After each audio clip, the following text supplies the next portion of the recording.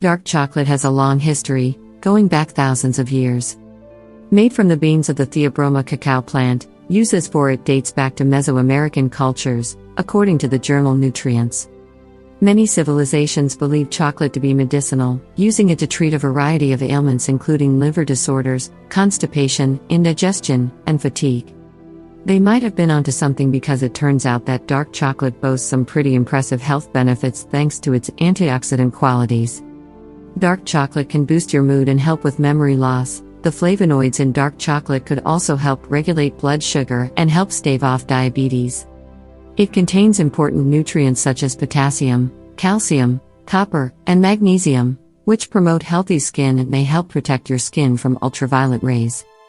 If that's not enough, some evidence suggests that the flavonoids in dark chocolate could prevent cancer. Dark chocolate's heart-healthy benefits.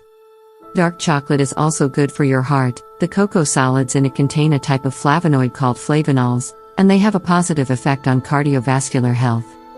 According to Cleveland Health Clinic, flavonols lower blood pressure, improve blood flow and cause blood platelets to be less sticky.